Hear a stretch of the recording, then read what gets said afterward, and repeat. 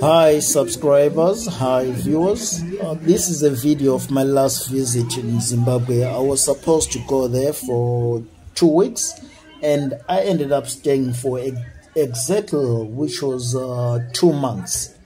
So anyway, this is Robert Mugabe Street. As you can tell, this street is one of the busiest streets, if not the busiest, in Harare, and it has got a vendor problem.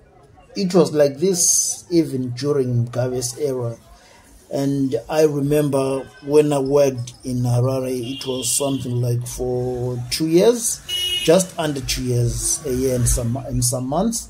I had relocated from the UK to go work in Zimbabwe. Then I had to transfer to come back to China. At that moment, I got to understand this street, to understand how the Harare culture. And as you can tell in this video, there is vendors everywhere. Nobody cares. They can, even if you open a shop, someone will come and sell something which is more cheaper. On the left, it's actually First Street. This street has got a very dark history because black people were not supposed to walk on First Street during the white rule in Zimbabwe. Now, as I proceed, I was saying is, Harare is a vibrant city. Harare is a vibrant city. I can say in even some parts of Zimbabwe, depending on where you are, you'll get to meet some different cultures, some different people, some different vibes. But with Harare, it's a mix of everything. Everybody in Harare is there to make money. Everybody in Harare is a hustler. I'm not talking about the Harare-born people. I'm talking about the people, the migrants, people who come to Harare. They are there to make money.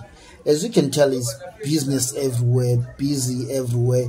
And the sad story about the vegetable vendors that you see on the street, I remember when I worked in Harare, I discovered that these people will travel from their villages to come and stay in Harare overnight, selling their produce in the streets. Once they make the money, they return fare, they just go back. They don't need to go to the markets or anything.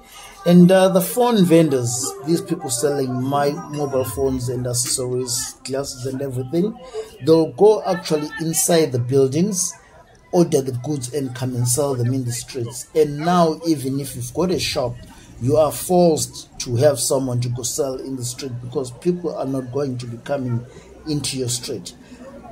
And before I proceed, I just want to say, to summarize this and say that I'm going to be showing you a lot of more videos. I've got videos in Bulawayo, I've got videos in Plumtree, I've got videos in Gweru, and I'll be posting a lot more videos of Harare. This was last December, the last 2 weeks of December, as I remember it. So do not think that it's raining now. It's a different environment. Harare is under a cleanup. Thank you for watching. Please subscribe and like the video.